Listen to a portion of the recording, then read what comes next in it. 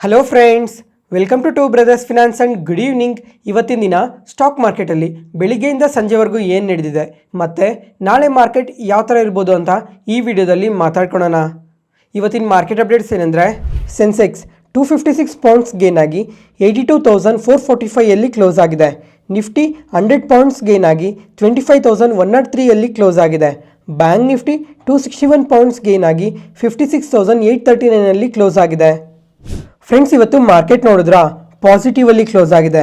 Nifty, Sensex, bank ನಿಫ್ಟಿಗಿನ್ನ mid and small caps ನೋಡಿಕೊಂಡ್ರೆ ಇವತ್ತು ತುಂಬಾ ಪಾಸಿಟಿವ್ ಆಗಿ ರಿಯಾಕ್ಟ್ ಆಗಿದ್ದಾವೆ. ಈ ಎರಡೂ ಇಂಡೆಸಿಸ್ ಎಬೋ 1.5% ಇವತ್ತು ಪಾಸಿಟಿವ್ ಅಲ್ಲಿ ಕ್ಲೋಸ್ ಆಗಿದ್ದಾವೆ. ಮತ್ತೆ ಬ್ಯಾಂಕ್ ನಿಫ್ಟಿ ನೋಡ್ಕೊಂಡ್ರೆ ಆಲ್ ಟೈಮ್ ಐಸ್ನ ಟಚ್ ಮಾಡ್ತಾನೆ ಇದೆ. ಇವತ್ತು ನೋಡ್ಕೊಂಡ್ರೆ ಎಬೋ 57,000 ಮಾರ್ಕ್ನ ಟಚ್ ಮಾಡಿದೆ. ಅದಾದ್ಮೇಲೆ ನಿಫ್ಟಿ ನೋಡ್ಕೊಂಡ್ರು for the first time 9 months ಆದ್ಮೇಲೆ ಎಬೋ 25,100 ಮಾರ್ಕ್ನ ಟಚ್ ಮಾಡಿದೆ. ಮತ್ತೆ ಫ್ರೆಂಡ್ಸ್, ಇವಾಗ ಡೊನಾಲ್ಡ್ ಟ್ರಂಪ್ ಅವರು ಈ ಟ್ಯಾರಿಫ್ನ ಪಾಸ್ ಮಾಡಿದ್ರಲ್ಲ ಏಪ್ರಿಲ್ 7th, ಆ ಟೈಮಿಂದ ಇವಾಗ ಪ್ರತಿಯೊಂದು ಇಂಡಿಸಿಸ್ ನೋಡ್ಕೊಂಡ್ರು ತುಂಬಾನೇ ಪಾಸಿಟಿವ್ ಆಗಿ ರಿಯಾಕ್ಟ್ ಆಗಿದೆ. ಈ ನಿಫ್ಟಿ 50 ನೋಡ್ಕೊಂಡ್ರೆ ಏಪ್ರಿಲ್ 7th ಇಂದ ಇವತ್ತವರೆಗೂ ಅಂದ್ರೆ ಜಸ್ಟ್ 2 ಮಂತ್ಸ್ ಅಲ್ಲೇನೆ ನಿಫ್ಟಿ ಆದ್ರೆ ಎಬೋ 15% ಗ್ರೋ ಆಗಿದೆ. ಮಿಡ್ ಕ್ಯಾಪ್ಸ್ ನೋಡ್ಕೊಂಡ್ರೆ 27% ಪಾಸಿಟಿವ್ ಆಗಿದೆ. ಸ್ಮಾಲ್ ಕ್ಯಾಪ್ಸ್ ನೋಡ್ಕೊಂಡ್ರೆ 33% ಪಾಸಿಟಿವ್ ಆಗಿ ಗ್ರೋ ಆಗಿದೆ. ಜಸ್ಟ್ 2 ಮಂತ್ಸ್ ಅಲ್ಲೇನೆ ಮಿಡ್ ಕ್ಯಾಪ್ಸ್ ಮತ್ತೆ ಸ್ಮಾಲ್ ಕ್ಯಾಪ್ಸ್ ತುಂಬಾನೇ ರ್ಯಾಲಿ ಆಗಿದೆ. ಇವಾಗ ಸ್ವಲ್ಪ ಮಾರ್ಕೆಟ್ ನ್ಯೂಸ್ ಅಲ್ಲೆಲ್ಲ ಹೈಲೈಟ್ ಮಾಡ್ತಿದೆ. ಇವಾಗ ಮಾರ್ಕೆಟ್ ಏನಾದರೂ ರ್ಯಾಲಿ ಆದ್ರೆ ಮಿಡ್ ಅಂಡ್ ಸ್ಮಾಲ್ ಕ್ಯಾಪ್ಸ್ ಕೂಡ ಪಾಸಿಟಿವ್ ಆಗಿ ರಿಯಾಕ್ಟ್ ಆಗ್ತಿದ್ವು. ಅದೇ ಒಂದ್ ವೇಳೆ ಮಾರ್ಕೆಟ್ ಫಾಲ್ ಆದ್ರು ಅಥವಾ ಈ ಲಾರ್ಜ್ ಕ್ಯಾಪ್ಸ್ ಫಾಲ್ ಆದ್ರೂ ಮಿಡ್ ಅಂಡ್ ಸ್ಮಾಲ್ ಕ್ಯಾಪ್ಸ್ ಮಾತ್ರ ತುಂಬಾನೇ ಪಾಸಿಟಿವ್ ಆಗಿ ರಿಯಾಕ್ಟ್ ಆಗ್ತಾ ಇದ್ವು ಅಂತ ತುಂಬಾ ಮಾರ್ಕೆಟ್ ನ್ಯೂಸ್ ಅಲ್ಲಿ ಮಾತಾಡ್ಕೊಂಡಿದ್ವಿ. ಅದ್ರ ಜೊತೆಗೆ ಇವಾಗ ಲಾಸ್ಟ್ ವೀಕ್ ಅಲ್ಲೇ ಹೇಳಿದ್ದೆ, ಈ ಸ್ಮಾಲ್ ಕ್ಯಾಪ್ಸ್ ಅಲ್ಲಿ ನೋಡ್ಕೊಂಡ್ರೆ ತುಂಬಾನೇ ಇನ್ಫ್ಲೋಸ್ ಬರ್ತಾ ಇದಾವೆ. ಲಾಸ್ಟ್ 10 days ಅಲ್ಲೇನೆ ಎಬೋ 50,000 crores ಸ್ಮಾಲ್ ಕ್ಯಾಪ್ಸ್ ಅಲ್ಲಿ ಮಾತ್ರನೇ ಇನ್ಫ್ಲೋಸ್ ಬಂದಿದ್ದಾವೆ ಅಂತ ಮಾತಾಡ್ಕೊಂಡಿದ್ವಿ. ನೋಡೋಣ ಕಮಿಂಗ್ ಟೈಮಲ್ಲೂ ಮಾರ್ಕೆಟ್ ಇನ್ನ ಎಷ್ಟು ಪಾಸಿಟಿವ್ ಆಗಿ ಗ್ರೋ ಆಗುತ್ತೆ ಅಂತ. ನೆಕ್ಸ್ಟ್ ಅದಾದ್ಮೇಲೆ ಇವತ್ತಿನ ಮಾರ್ಕೆಟ್ ಈ ತರ ಪಾಸಿಟಿವ್ ಆಗಿ ರಿಯಾಕ್ಟ್ ಆಗೋದಕ್ಕೆ ರೀಸನ್ ಏನು ಅಂತ ಅಂದ್ರೆ, ಶುಕ್ರವಾರ RBI ಗವರ್ನರ್ ಆದ ಸಂಜಯ್ ಮಲ್ಹೋತ್ರಾ ಅವರು 50 ಬೇಸಿಸ್ ಪಾಯಿಂಟ್ಸ್ ರೇಟ್ ಕಟ್ ಮಾಡಿದ್ದಾರೆ. ಅಂದ್ರೆ ಅನಲಿಸ್ಟ್ ಎಸ್ಟಿಮೇಷನ್ಸ್ ಗಿನ್ನ ಬೆಟರ್ ರೇಟ್ ಕಟ್ ಮಾಡಿದ್ದಾರೆ. ಅದರಿಂದನೇ ಶುಕ್ರವಾರನೂ ನಮ್ಮ ಮಾರ್ಕೆಟ್ ತುಂಬಾನೇ ಪಾಸಿಟಿವ್ ಆಗಿ ರಿಯಾಕ್ಟ್ ಆಯ್ತು. ಮತ್ತೆ ಇವತ್ತು ನೋಡ್ಕೊಂಡ್ರು ಅದೇ ಪಾಸಿಟಿವ್ ಮೊಮೆಂಟಮ್ ಕ್ಯಾರಿ ಆಗಿ ಇವತ್ತು ಸಮೇತ ಪಾಸಿಟಿವ್ ಅಲ್ಲೇ ಕ್ಲೋಸ್ ಆಗಿದೆ. ಮತ್ತೆ ಇವತ್ತು ತುಂಬಾ ಅನಲಿಸ್ಟ್ ಎಲ್ಲ ಈ ರೇಟ್ ಕಟ್ ಬಗ್ಗೆ ತುಂಬಾನೇ ಪಾಸಿಟಿವ್ ಆಗಿ ಒಪಿನಿಯನ್ ನ ಶೇರ್ ಮಾಡಿದ್ದಾರೆ. ಇವಾಗ 50 ಬೇಸಿಸ್ ಪಾಯಿಂಟ್ಸ್ ರೇಟ್ ಕಟ್ ಏನಾಗಿದೆ ಇದು ತುಂಬಾನೇ ಸರ್ಪ್ರೈಸ್ ಮಾಡಿದ್ದಾರೆ. ಅದ್ರ ಜೊತೆಗೆ CRR ಕಟ್ ಏನ್ ತಗೊಂಡಿದ್ದಾರೆ ಅದರಿಂದ ಬ್ಯಾಂಕ್ಸ್ಗೆ ಕೂಡ ತುಂಬಾನೇ ಪಾಸಿಟಿವ್ ಆಗುತ್ತೆ ಅಂತ ಹೇಳಿ ಬ್ಯಾಂಕ್ಸ್ಗೆಲ್ಲ ಅವ್ರ ರೇಟಿಂಗ್ಸ್ ನ ಕೂಡ ಅಪ್ಗ್ರೇಡ್ ಮಾಡಿದ್ದಾರೆ. ಇವಾಗ ಒಂದ್ಸಲ ಈ ಇಮೇಜ್ನ ಕ್ಲಿಯರ್ ಆಗಿ ನೋಡಿ, ಯಾವ್ಯಾವ ಬ್ಯಾಂಕ್ಸ್ಗೆ ಯಾವ್ಯಾವ ತರ ರೇಟಿಂಗ್ ನ ಕೊಟ್ಟಿದ್ದಾರೆ, ಎಷ್ಟು ಟಾರ್ಗೆಟ್ ಪ್ರೈಸ್ ಕೊಟ್ಟಿದ್ದಾರೆ ಅಂತ ಕ್ಲಿಯರ್ ಆಗಿ ಗೊತ್ತಾಗುತ್ತೆ. ಮೊದಲನೇದಾಗಿ Axis bank, Canara bank, Kotak bank ಈ 3 ಬ್ಯಾಂಕ್ಸ್ಗೆ ಬೈ ರೇಟಿಂಗ್ ಕೊಟ್ಟು ಟಾರ್ಗೆಟ್ ಪ್ರೈಸ್ ನ ಕೂಡ ಇನ್ಕ್ರೀಸ್ ಮಾಡಿದ್ದಾರೆ. ನೋಡೋಣ ಕಮಿಂಗ್ ಟೈಮಲ್ಲೂ ಇನ್ನ ಬ್ಯಾಂಕ್ಸ್ ಯಾವ ತರ ಗ್ರೋ ಆಗ್ತಾರೆ ಅಂತ. ಮತ್ತೆ ನನ್ನ ಒಪಿನಿಯನ್ ಶೇರ್ ಮಾಡಬೇಕು ಅಂದ್ರೆ, ಈ Q2 ಅಲ್ಲಿ ಡೆಪಾಸಿಟ್ಸ್ ಮೇಲೆ ಸ್ವಲ್ಪ ಎಫೆಕ್ಟ್ ಆಗೋ ಚಾನ್ಸಸ್ ಕೂಡ ತುಂಬಾನೇ ಜಾಸ್ತಿ ಇದೆ. ನೋಡೋಣ Q2 ಅಲ್ಲಿ ಇವರು ಯಾವ ತರ ರಿಸಲ್ಟ್ಸ್ ನ ಪೋಸ್ಟ್ ಮಾಡ್ತಾರೆ ಅಂತ. ಮತ್ತೆ ಫ್ರೆಂಡ್ಸ್, ಇವಾಗ ಈ RBI ರೇಟ್ ಕಟ್ ಬಗ್ಗೆ ಲಾಸ್ಟ್ ವಿಡಿಯೋದಲ್ಲಿ ಕಂಪ್ಲೀಟ್ ಆಗಿ ಎಕ್ಸ್ಪ್ಲೈನ್ ಮಾಡಿದೆ. ಈ RBI MPC ಮೀಟಿಂಗ್ ಅಲ್ಲಿ ಏನೇಂದ್ರ ಬಗ್ಗೆ ಮಾತಾಡಿದ್ದಾರೆ, ಈ CRR ಕಟ್ ಅಂದ್ರೆ ಏನು, ಇದರಿಂದ ಬ್ಯಾಂಕ್ಸ್ಗೆ ಯಾವ ತರ ಪಾಸಿಟಿವ್ ಆಗುತ್ತೆ, ಈ ತರ ಪ್ರತಿಯೊಂದ್ರ ಬಗ್ಗೆನೂ ಕಂಪ್ಲೀಟ್ ಆಗಿ ಎಕ್ಸ್ಪ್ಲೈನ್ ಮಾಡಿದ್ದೀನಿ. ಆ ವಿಡಿಯೋ ಯಾರಾದರೂ ನೋಡಿಲ್ಲ ಅಂತ ಅಂದರೆ ಡಿಸ್ಕ್ರಿಪ್ಷನಲ್ಲಿ ಲಿಂಕ್ ಕೊಟ್ಟಿರ್ತೀನಿ, ಒಂದ್ಸಲ ಚೆಕ್ ಮಾಡಿ. ಅದಾದಮೇಲೆ ಎಂಡ್ ಕಾರ್ಡಲ್ಲೂ ಸಮೇತ ಆ ಲಿಂಕ್ನ ಕೊಟ್ಟಿರ್ತೀನಿ. ಮತ್ತೆ ಫ್ರೆಂಡ್ಸ್, ಇವಾಗ ನಮ್ಮ ಮಾರ್ಕೆಟ್ ಕ್ಲೋಸ್ ಆದಮೇಲೆ RBI ಇಂದ ಈ VRR ಬಗ್ಗೆ ಅಪ್ಡೇಟ್ ಬಂದಿದೆ. ಏನಂತ ಎಕ್ಸ್ಪ್ಲೈನ್ ಮಾಡೋದಕ್ಕೂ ಮುಂಚೆ ಫಸ್ಟ್ ಇವಾಗ ಈ VRR ಅಂದ್ರೆ ಏನು ಅಂತ ತಿಳ್ಕೊಳ್ಳೋಣ. VRR ಅಂದ್ರೆ ವೇರಿಯಬಲ್ ರಿಸರ್ವ್ ರೇಷಿಯೋ. ಅಂದ್ರೆ ಸಿಂಪಲ್ ಆಗಿ ಹೇಳ್ತೀನಿ ನೋಡಿ, ಇದೊಂದು ಶಾರ್ಟ್ ಟರ್ಮ್ ಲೋನ್. ಬ್ಯಾಂಕ್ಗೆ ಏನಾದರೂ ದುಡ್ಡು ಬೇಕಂದ್ರೆ ಅದು RBI ಹತ್ರ ವೇರಿಯಬಲ್ ಇಂಟ್ರೆಸ್ಟ್ಗೆ ಲೋನ್ನ ತಗೊಂತಾರೆ. ಇದನ್ನ January 2025 ಅಲ್ಲಿ ಶುರು ಮಾಡ್ತಾರೆ. ಆದರೆ ನಾಳೆ ಲಾಸ್ಟ್ VRR ನ ಕಂಡಕ್ಟ್ ಮಾಡ್ತಾ ಇದ್ದಾರೆ. ಮತ್ತೆ ನಾಡದಿಂದ ಈ VRR ನ ಕಂಪ್ಲೀಟ್ ಆಗಿ ಸ್ಟಾಪ್ ಮಾಡ್ತಾ ಇದೀವಿ ಅಂತ RBI ಅವರು ಮೆನ್ಷನ್ ಮಾಡಿದ್ದಾರೆ. ಯಾಕಂದ್ರೆ ಇವಾಗ ಬ್ಯಾಂಕ್ ಹತ್ರ ನೋಡ್ಕೊಂಡ್ರೆ ಸ್ಟ್ರಾಂಗ್ ಲಿಕ್ವಿಡಿಟಿ ಇದೆ. ಅದರಿಂದ ಸಪರೇಟ್ ಆಗಿ ಶಾರ್ಟ್ ಟರ್ಮ್ಗೋಸ್ಕರ ಯಾವುದೇ ತರ ಲೋನ್ ಅವಶ್ಯಕತೆ ಇಲ್ಲ ಅಂತ RBI ಅವರು ಈ ತರ ಡಿಸಿಷನ್ ನ ತಗೊಂತಾ ಇರೋದು. ಇದರಿಂದ ಕೂಡ ಬ್ಯಾಂಕ್ಸ್ಗೆ ತುಂಬಾನೇ ಪಾಸಿಟಿವ್ ಆಗುತ್ತೆ. ನೋಡೋಣ ನಾಳೆ ಸಹ ಬ್ಯಾಂಕ್ಸ್ ಯಾವ ತರ ರಿಯಾಕ್ಟ್ ಆಗ್ತವೆ ಈ VRR ಕಟ್ಟಿಂದ ಅಂತ. ಮತ್ತೆ ಫ್ರೆಂಡ್ಸ್, ಅದಾದ್ಮೇಲೆ ಇನ್ನೊಂದು ಇಂಪಾರ್ಟೆಂಟ್ ಡೇಟಾ ಪಾಯಿಂಟ್ ಏನು ಅಂತ ಅಂದ್ರೆ, ಇವಾಗ ಲಾಸ್ಟ್ 10 days ಅಲ್ಲಿ DAS ನೋಡ್ಕೊಂಡ್ರೆ ನಮ್ಮ ಮಾರ್ಕೆಟ್ ಅಲ್ಲಿ ಕಂಟಿನ್ಯೂಸ್ ಆಗಿ ಇನ್ವೆಸ್ಟ್ ಮಾಡ್ತಾನೆ ಬರ್ತಾ ಇದ್ದಾರೆ. ಇವಾಗ ಶುಕ್ರವಾರ ಏನೋ ರೇಟ್ ಕಟ್ ಆಯ್ತಲ್ಲ, ಶುಕ್ರವಾರ ನೋಡ್ಕೊಂಡ್ರು ನಮ್ಮ ಮಾರ್ಕೆಟ್ ಅಲ್ಲಿ 9,000 ಕೋಟಿ ಇನ್ವೆಸ್ಟ್ ಮಾಡಿದ್ದಾರೆ. ಅದ್ರಿಂದ ದಿನ ನೋಡ್ಕೊಂಡ್ರೆ 2,000 ಕೋಟಿ, 5,000 ಕೋಟಿ, 4,000 ಕೋಟಿ ಈ ತರ ಪ್ರತಿಯೊಂದಿನೂ ತುಂಬಾನೇ ಇನ್ವೆಸ್ಟ್ ಮಾಡ್ತಾನೆ ಬರ್ತಾ ಇದ್ದಾರೆ. ಯಾಕಂದ್ರೆ ಈ ತರ ರೇಟ್ ಕಟ್ ಇಂದ ಮಾರ್ಕೆಟ್ ತುಂಬಾನೇ ಪಾಸಿಟಿವ್ ಆಗಿ ಗ್ರೋ ಆಗುತ್ತೆ ಅಂತ ಮುಂಚೆನೇ ಅನಾಲಿಸಿಸ್ ಮಾಡಿದ್ರೇನೋ ಅದರಿಂದ ನಮ್ಮ ಮಾರ್ಕೆಟ್ಸಲ್ಲಿ ಈ ಥರ ತುಂಬಾನೇ ಇನ್ವೆಸ್ಟ್ ಮಾಡ್ತಾನೆ ಬಂದರು. ಇವಾಗ ರೇಟ್ ಕಟ್ ಏನೋ ಆಗೋಗಿದೆ ಅಲ್ಲ, ಇನ್ಮೇಲೂ ಸಹ ಇದೇ ಥರ ತುಂಬಾನೇ ಇನ್ವೆಸ್ಟ್ ಮಾಡ್ತಾ ಹೋದ್ರೆ ನೋಡಬೇಕು ಕಮಿಂಗ್ ಟೈಮಲ್ಲೂ ಮಾರ್ಕೆಟ್ ಇನ್ನ ಯಾವ ಥರ ಪಾಸಿಟಿವ್ ಆಗಿ ರಿಯಾಕ್ಟ್ ಆಗುತ್ತೆ ಅಂತ. ಅದಾದಮೇಲೆ ಇವಾಗ FIS ನೋಡಿಕೊಂಡ್ರೆ ಒಂದಿನ ಬೈ ಸೈಡಲ್ಲಿ ಇರ್ತಾರೆ, ಇನ್ನೊಂದಿನ ಸೆಲ್ ಸೈಡಲ್ಲಿ ಇರ್ತಾರೆ. ನೋಡೋಣ ಕಾನ್ಸ್ಟೆಂಟ್ ಆಗಿ FIS ಸಹ ನಮ್ಮ ಮಾರ್ಕೆಟಲ್ಲಿ ಯಾವಾಗ ಇನ್ವೆಸ್ಟ್ ಮಾಡ್ತಾರೆ ಅಂತ. ನೆಕ್ಸ್ಟ್ ಅದಾದಮೇಲೆ ಇವಾಗ ಶುಕ್ರವಾರ US ಮಾರ್ಕೆಟ್ ನೋಡಿಕೊಂಡ್ರೆ ತುಂಬಾನೇ ಪಾಸಿಟಿವ್ ಆಗಿ ರಿಯಾಕ್ಟ್ ಆಗಿದೆ.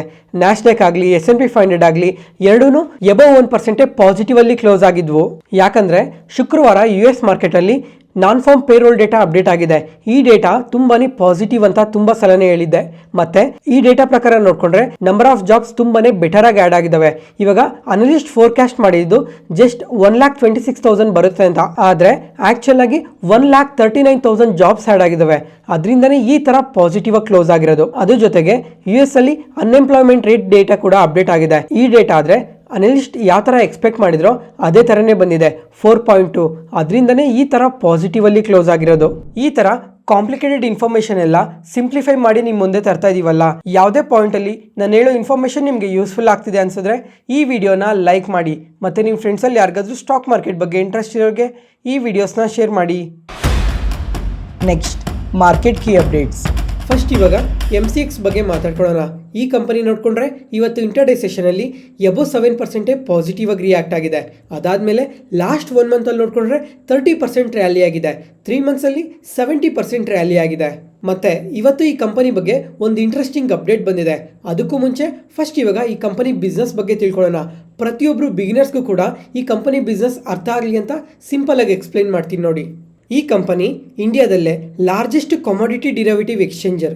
ಇವರು ಇನ್ವೆಸ್ಟರ್ಸ್ಗೆ ಟ್ರೇಡರ್ಸ್ಗೆ ಕಮಾಡಿಟೀಸ್ನ ಫ್ಯೂಚರ್ ಕಾಂಟ್ರಾಕ್ಟ್ಸ್ನ ಬೈ ಮಾಡೋದಕ್ಕಾಗಲಿ ಅಥವಾ ಸೆಲ್ ಮಾಡೋದಕ್ಕಾಗಲಿ ಪ್ಲ್ಯಾಟ್ಫಾರ್ಮ್ನ ಪ್ರೊವೈಡ್ ಮಾಡ್ತಾರೆ.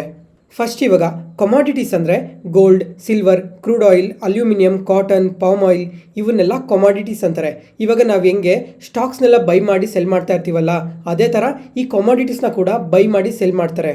ಮತ್ತು MCX ಅವರು ಯಾವ ಥರ ರೆವಿನ್ಯೂಸ್ನ ಜನ್ರೇಟ್ ಮಾಡ್ತಾರೆ ಅಂತ ನೋಡಿಕೊಂಡ್ರೆ ಇವಾಗ ಮಾರ್ಕೆಟಲ್ಲಿ ಆ್ಯಕ್ಟಿವಿಟಿ ಎಲ್ಲ ಮಾಡ್ತಾರಲ್ಲ, ಆ್ಯಕ್ಟಿವಿಟಿ ಮಾಡೋದಕ್ಕೆ ಪ್ಲ್ಯಾಟ್ಫಾರ್ಮ್ನ ಪ್ರೊವೈಡ್ ಮಾಡ್ತಾರೆ. ಅದರಿಂದ ಇವ್ರಿಗೆ ರೆವಿನ್ಯೂಸ್ ಜನ್ರೇಟ್ ಆಗುತ್ತೆ. ಅದಾದಮೇಲೆ ಟೆಕ್ನಾಲಜಿ ಸರ್ವಿಸಸ್ನ ಕೂಡ ಪ್ರೊವೈಡ್ ಮಾಡ್ತಾರೆ. ಮತ್ತು ಆ್ಯನ್ಯುಯಲ್ ಮೆಂಬರ್ಶಿಪ್ ಫೀಸ್ನ ಕೂಡ ಕಲೆಕ್ಟ್ ಮಾಡ್ತಾರೆ ಬ್ರೋಕರ್ಸಿಂದ. ಈ ಎಲ್ಲ ರೀತಿಯಿಂದ ಈ MCX ಅವರು ರೆವಿನ್ಯೂಸ್ನ ಜನ್ರೇಟ್ ಮಾಡ್ತಾರೆ. ಮತ್ತು ಈ ಕಮಾಡಿಟಿ ಮಾರ್ಕೆಟಲ್ಲಿ 90% ಮಾರ್ಕೆಟ್ ಶೇರ್ನ ಕೂಡ ಹೋಲ್ಡ್ ಮಾಡ್ತಾ ಇದ್ದಾರೆ. ಇವಾಗ ಇದೊಂದು ಮೋನೋಪೋಲಿ ಕಂಪನಿ ಆಗಿದೆ. ಮತ್ತೆ ಈ ಕಮಾಡಿಟೀಸ್ ಅಲ್ಲಿ ಟ್ರೇಡಿಂಗ್ನ ಜಾಸ್ತಿ ಮಾಡ್ತಾ ಹೋದ್ರೆ ಅದೇ ಥರ ರೆವಿನ್ಯೂಸ್ ಕೂಡ ಇವ್ರಿಗೆ ಜಾಸ್ತಿ ಆಗ್ತಾ ಹೋಗುತ್ತೆ. ಎಕ್ಸಾಂಪಲ್ ಇವಾಗ ಸೇಮ್ BSE ಮತ್ತು NSE ಅವರು ಈ ಫ್ಯೂಚರ್ ಆ್ಯಂಡ್ ಆಪ್ಷನ್ಸಿಂದ ಯಾವ ಥರ ರೆವಿನ್ಯೂಸ್ನ ಜನ್ರೇಟ್ ಮಾಡ್ತಾರೋ ಅದೇ ಥರನೇ ಇವರು ಕಮಾಡಿಟೀಸಿಂದ ರೆವಿನ್ಯೂಸ್ನ ಜನ್ರೇಟ್ ಮಾಡ್ತಾರೆ. ಅಷ್ಟೇ ಸಿಂಪಲ್ ಆಗಿ ಹೇಳಬೇಕು ಅಂದರೆ. ಮತ್ತೆ ಈ ಕಂಪನಿ ಯಾಕೆ ಇವತ್ತು ಈ ಥರ ಪಾಸಿಟಿವ್ ಆಗಿ ರಿಯಾಕ್ಟ್ ಆಗಿದೆ ಅಂದರೆ ಈ ವೀಕೆಂಡಲ್ಲಿ ಸೆಬಿಯಿಂದ ಒಂದು ಅಪ್ಡೇಟ್ ಬಂದಿದೆ.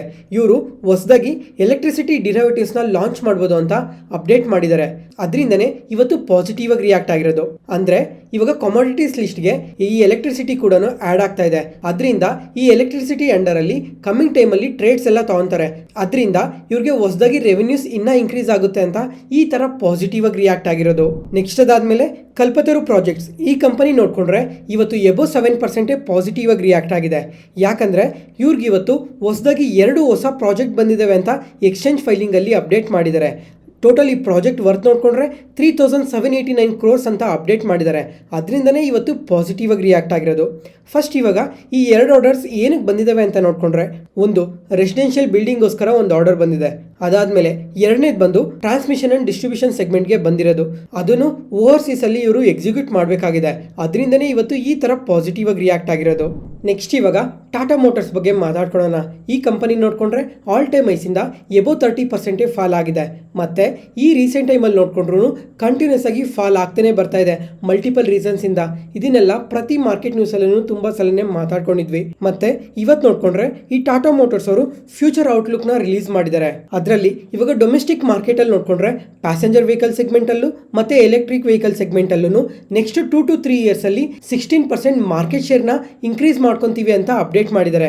ಅದಾದಮೇಲೆ ಇವಾಗ ಎಬಿಟಾ ಮಾರ್ಜಿನ್ಸ್ ನೋಡಿಕೊಂಡ್ರು ಕೂಡ ಈ 2 ಸೆಗ್ಮೆಂಟಲ್ಲಿ ಡಬಲ್ ಡಿಜಿಟ್ ಗ್ರೋತ್ನ ಅಚೀವ್ ಮಾಡ್ತೀವಿ ಅಂತ ಮೆನ್ಷನ್ ಮಾಡಿದ್ದಾರೆ. ಮತ್ತು ಫ್ರೀ ಕ್ಯಾಶ್ ಫ್ಲೋ ಕೂಡ ಇನ್ಕ್ರೀಸ್ ಮಾಡ್ಕೊತೀವಿ. ಏನಕ್ಕೆ ಅಂದರೆ ಒಂದು ಡೆಟ್ನ ಕಮ್ಮಿ ಮಾಡ್ಕೊಳೋದಕ್ಕೆ, ಅದಾದಮೇಲೆ ಕೇಪೆಕ್ಸ್ನ ಇನ್ಕ್ರೀಸ್ ಮಾಡೋದಕ್ಕೆ, ಕ್ಯಾಶ್ ಫ್ಲೋಸ್ನ ಕೂಡ ಕಂಟಿನ್ಯೂಸ್ ಆಗಿ ಇನ್ಕ್ರೀಸ್ ಮಾಡ್ಕೊತಾನೆ ಬರ್ತೀವಿ ಅಂತ ಹೇಳಿದ್ದಾರೆ. ಮತ್ತು 2026 ನೋಡಿಕೊಂಡ್ರೆ ಗುಜರಾತಲ್ಲಿ ಒಂದು ಲಿಥಿಯಂ ಅಯಾನ್ ಬ್ಯಾಟ್ರಿ ಪ್ಲಾಂಟಲ್ಲಿ ಪ್ರೊಡಕ್ಷನ್ನ ಶುರು ಮಾಡ್ತೀವಿ ಅಂತ ಕೂಡ ಸ್ಟ್ರಾಂಗ್ ಆಗಿ ಹೇಳ್ತಾ ಇದ್ದಾರೆ. ಅದಾದಮೇಲೆ ಇವಾಗ EV ಸೇಲ್ಸ್ ನೋಡಿಕೊಂಡ್ರೆ ಈ 2024 ಬರೀ 12% ಮಾತ್ರನೇ ಇತ್ತು. ಆದರೆ ಅದನ್ನು 2030ಗೆಲ್ಲ 30%ಗೆ ಇನ್ಕ್ರೀಸ್ ಮಾಡ್ತೀವಿ ಅಂತ ಕೂಡ ಸ್ಟೇಟ್ಮೆಂಟ್ಸ್ನ ಮಾಡಿದ್ದಾರೆ. ನೋಡೋಣ ಕಮಿಂಗ್ ಟೈಮಲ್ಲಿ ಇನ್ನು ಯಾವ ಥರ ಗ್ರೋ ಆಗ್ತಾರೆ ಅಂತ. ಒಂದು ವೇಳೆ ಅಥವಾ ಕಮಿಂಗ್ ಕ್ವಾರ್ಟರ್ಸಲ್ಲಾಗಲಿ ಇವರೇನಾದರೂ ಇನ್ನೂ ಎಕ್ಸ್ಪೆಕ್ಟೆಡ್ಗಿನ್ನ ವೀಕ್ ರಿಸಲ್ಟ್ಸ್ನ ಪೋಸ್ಟ್ ಮಾಡಿದ್ರೆ ಆ ಟೈಮಲ್ಲಿ ಕೂಡ ಫಾಲ್ ಆಗೋ ಚಾನ್ಸಸ್ ಜಾಸ್ತಿನೇ ಇದೆ. ಯಾಕಂದರೆ ಇವರು ಸ್ಟ್ರಾಂಗ್ ಆಗಿ ಪಾಸಿಟಿವ್ ಆಗಿ ಗ್ರೋ ಆಗ್ತೀವಿ ಅಂತ ಸ್ಟೇಟ್ಮೆಂಟ್ಸ್ನ ಮಾಡಿದ್ದಾರೆ. ಅದರಿಂದ ನೆಕ್ಸ್ಟ್ ಅದಾದಮೇಲೆ ಹೊಂಡೈ ಮೋಟರ್ಸ್ ಈ ಕಂಪನಿ ಆದರೆ ಫಾರ್ ದ ಫಸ್ಟ್ ಟೈಮ್ ಇವತ್ತು ಮಾರ್ಕೆಟ್ಗೆ ಲಿಸ್ಟ್ ಆದಮೇಲೆ ಎಬೋ 7% ಪಾಸಿಟಿವ್ ಆಗಿ ರಿಯಾಕ್ಟ್ ಆಗಿದೆ. ಮತ್ತು ಇವತ್ತಿಗೆ ನೋಡಿಕೊಂಡ್ರೆ IPOಗೆ ಬಂದು 8 ಮಂತ್ಸ್ ಆಗಿದೆ. IPOದಲ್ಲಿ ಏನು ಇಶ್ಯೂ ಪ್ರೈಸ್ನ ಕೋಟ್ ಮಾಡಿದ್ರೋ ಆ ಪ್ರೈಸ್ನ ಕ್ರಾಸ್ ಮಾಡಿ ಇವತ್ತು ಆಲ್ ಟೈಮ್ ಹೈಸ್ನ ಟಚ್ ಮಾಡಿದೆ. ಯಾಕಂದರೆ ಈ ಕಂಪನಿ ಮ್ಯಾನೇಜ್ಮೆಂಟ್ ಕೂಡ ಇವತ್ತು ಪಾಸಿಟಿವ್ ಔಟ್ಲುಕ್ನ ರಿಲೀಸ್ ಮಾಡಿದ್ದಾರೆ. ಈ ಇಯರಲ್ಲಿ ಎಕ್ಸ್ಪೋರ್ಟ್ಸ್ ನೋಡಿಕೊಂಡ್ರೆ 7 to 8% ಗ್ರೋ ಆಗುತ್ತೆ ಅಂತ ಹೇಳಿ ಇಂಡಿಯಾದಿಂದನೇ ಹೈಯೆಸ್ಟ್ ಎಕ್ಸ್ಪೋರ್ಟ್ ಮಾಡ್ತೀವಿ ಅಂತ ಕೂಡ ಸ್ಟೇಟ್ಮೆಂಟ್ಸ್ನ ಮಾಡಿದ್ದಾರೆ. ಅದಾದಮೇಲೆ ಇವಾಗ ಇಂಡಿಯಾದಲ್ಲಿ ಈ ರೇಟ್ ಕಟ್ ಸೈಕಲ್ ಏನು ನಡೀತಾ ಇದೆ, ಈ ರೇಟ್ ಕಟ್ ಸೈಕಲಿಂದ ಆಟೋ ಸೆಗ್ಮೆಂಟ್ಗೆ ತುಂಬಾ ಪಾಸಿಟಿವ್ ಆಗುತ್ತೆ ಅಂತ ಹೇಳಿದ್ದಾರೆ. ಅದಾದಮೇಲೆ ಈ ಟ್ಯಾಕ್ಸ್ ಬೆನಿಫಿಟ್ ಇಂದ ಕೂಡ ಈ ಆಟೋ ಸೆಗ್ಮೆಂಟ್ಗೆ ಇನ್ನೂ ತುಂಬಾ ಪಾಸಿಟಿವ್ ಆಗಿ ಗ್ರೋ ಆಗೋ ಚಾನ್ಸಸ್ ತುಂಬಾ ಜಾಸ್ತಿ ಇದೆ ಅಂತ ಸ್ಟೇಟ್ಮೆಂಟ್ಸ್ನ ಮಾಡಿದ್ದಾರೆ. ನೋಡೋಣ ಕಮಿಂಗ್ ಟೈಮಲ್ಲೂ ಈ ಹೊಂಡೈ ಮೋಟರ್ಸ್ ಅವರು ಇನ್ನು ಯಾವ ಥರ ಗ್ರೋ ಆಗ್ತಾರೆ ಅಂತ. ಈ ಥರ ಔಟ್ಲುಕ್ನ ರಿಲೀಸ್ ಮಾಡಿದ್ಮೇಲೆ ಕೋಟಕ್ ಇಂಟರ್ನ್ಯಾಷನಲ್ ಈಕ್ವಿಟೀಸ್ ಅವ್ರು ನೋಡಿಕೊಂಡ್ರೆ ಈ ಕಂಪನಿಗೆ ಬೈ ರೇಟಿಂಗ್ ಕೊಟ್ಟು target price 2050 rupees per share ಅಂತ ಅಪ್ಡೇಟ್ ಮಾಡಿದ್ದಾರೆ. ನೆಕ್ಸ್ಟ್ ಅದಾದಮೇಲೆ ಡಿಫೆನ್ಸ್ ಕಂಪನೀಸ್ ಬಗ್ಗೆ ಮಾತಾಡ್ಕೊಳ್ಳೋಣ. ಈ ಡಿಫೆನ್ಸ್ ಕಂಪನೀಸ್ ಬಗ್ಗೆ ಪ್ರತಿ ಮಾರ್ಕೆಟ್ ನ್ಯೂಸಲ್ಲೂ ಹೈಲೈಟ್ ಮಾಡ್ಕೊತಾನೆ ಬರ್ತಾ ಇದ್ದೀನಿ. ಇವತ್ತು ನೋಡ್ಕೊಂಡ್ರು GRSE ಕಂಪನಿ ಇದೆ ಅಲ್ಲ, ಈ garden rich ship building company ಇವತ್ತು ನಮ್ಮ ಮಾರ್ಕೆಟ್ ಓಪನಿಂಗ್ ಟೈಮಲ್ಲಿ ನೋಡ್ಕೊಂಡ್ರೆ ನಿಯರ್ಲಿ 5% ಪಾಸಿಟಿವ್ ಆಗಿ ಗ್ರೋ ಆಯಿತು. ಲಾಸ್ಟ್ ಮಾರ್ಕೆಟ್ ನ್ಯೂಸಲ್ಲೂ ಮಾತಾಡ್ಕೊಂಡಿದ್ವಿ, ಅವಾಗೂ ನಿಯರ್ಲಿ 10% ಪಾಸಿಟಿವ್ ಆಗಿತ್ತು. ಅದರಿಂದ ದಿನ ನೋಡ್ಕೊಂಡ್ರು ಪಾಸಿಟಿವ್ ಆಗಿತ್ತು. ಈ ಥರ ಪ್ರತಿದಿನ ಈ ಕಂಪನಿ ಬಗ್ಗೆ ಮಾತಾಡ್ಕೊತಾನೆ ಬರ್ತಾ ಇದ್ದೀವಿ. ಏನಕ್ಕೆ ಪಾಸಿಟಿವ್ ಆಗಿ ರಿಯಾಕ್ಟ್ ಆಗಿದೆ ಅಂತ ನೋಡಿಕೊಂಡ್ರೆ 2 ಇಂಟರ್ನ್ಯಾಷನಲ್ ಕಂಪನೀಸ್ ಜೊತೆ ಪಾರ್ಟ್ನರ್ಶಿಪ್ ಮಾಡ್ಕೊಂಡಿದ್ದಾರೆ. ಒಂದು ಸ್ವೀಡನ್ ಕಂಪನಿ ಜೊತೆ, ಇನ್ನೊಂದು ಡೆನ್ಮಾರ್ಕ್ ಕಂಪನಿ ಜೊತೆ ಪಾರ್ಟ್ನರ್ಶಿಪ್ ಮಾಡ್ಕೊಂಡಿದ್ದಾರೆ. ಏನಕ್ಕಂತ ಅಂದರೆ ಒಂದು ಪ್ರಪೋಲ್ಷನ್ ಸಿಸ್ಟಮ್ಗೋಸ್ಕರ, ಅದಾದಮೇಲೆ ಕ್ರೂಸ್ ವೆಸಲ್ಸ್ಗೋಸ್ಕರ ಈ ಥರ ಈ 2 ಕಂಪನೀಸ್ ಜೊತೆ ಪಾರ್ಟ್ನರ್ಶಿಪ್ ಮಾಡ್ಕೊಂಡಿದ್ದಾರೆ. ಅದರಿಂದ ಪಾಸಿಟಿವ್ ಆಗಿ ರಿಯಾಕ್ಟ್ ಆಗಿತ್ತು. ಆದರೆ ಕಂಟಿನ್ಯೂಸ್ ಆಗಿ ಪ್ರತಿದಿನವೂ ಪಾಸಿಟಿವ್ ಆಗಿ ರಿಯಾಕ್ಟ್ ಆಗ್ತಾನೇ ಇದೆ ಅಲ್ಲ, ಅದರಿಂದ ಈ ಕಂಪನಿಯಲ್ಲಿ ಇವತ್ತು ಪ್ರಾಫಿಟ್ ಬುಕ್ಕಿಂಗ್ ಮಾಡಿರಬೇಕು. ಅದರಿಂದ ಕಂಪ್ಲೀಟಾಗಿ ಫಾಲ್ ಆಗೋಗಿದೆ. ಮತ್ತು ಫ್ರೆಂಡ್ಸ್ ಇವಾಗ ಈ ಡಿಫೆನ್ಸ್ ಕಂಪನೀಸ್ ರಿಲೇಟೆಡ್ ಆಗಿ ಒಂದಲ್ಲ ಒಂದು ಅಪ್ಡೇಟ್ಸ್ ಬರ್ತಾನೆ ಇದ್ದಾವೆ. ಇವಾಗ HCL ರಿಲೇಟೆಡ್ ಆಗಿ ನೋಡ್ಕೊಂಡ್ರು ಯಾವುದಾದ್ರೂ ಒಂದು ಪಾಸಿಟಿವ್ ಅಪ್ಡೇಟ್ ಇದ್ದೇ ಇರುತ್ತೆ. ಮತ್ತು ಇನ್ನು ಹಲವಾರು ಕಂಪನೀಸ್ ರಿಲೇಟೆಡ್ ಆಗೂ ಪಾಸಿಟಿವ್ ಅಪ್ಡೇಟ್ಸ್ ಬರ್ತವೆ. ಅದರಿಂದ ಈ ಕಂಪನೀಸಲ್ಲೆಲ್ಲ ಸ್ಟ್ರಾಂಗ್ ವಾಲ್ಯೂಮ್ ಬೈಯಿಂಗ್ ನಡೆಯುತ್ತೆ. ಅದರಿಂದ ಶೇರ್ ಪ್ರೈಸ್ ನೋಡ್ಕೊಂಡ್ರೆ ತುಂಬಾ ಪಾಸಿಟಿವ್ ಆಗಿ ರಿಯಾಕ್ಟ್ ಆಗ್ತಾನೆ ಹೋಗುತ್ತೆ. ಆದರೆ ಯಾರಾದರೂ ಇನ್ವೆಸ್ಟ್ ಮಾಡ್ತಾ ಇರೋರು ಒಂದ್ಸಲ ಯೋಚನೆ ಮಾಡಿ, ಯಾಕಂದರೆ ಈ ಕಂಪನೀಸ್ ಎಲ್ಲ ಹೈಯರ್ ವ್ಯಾಲ್ಯೂಷನ್ಸಲ್ಲಿ ಟ್ರೇಡ್ ಆಗ್ತಾ ಇದ್ದಾವೆ.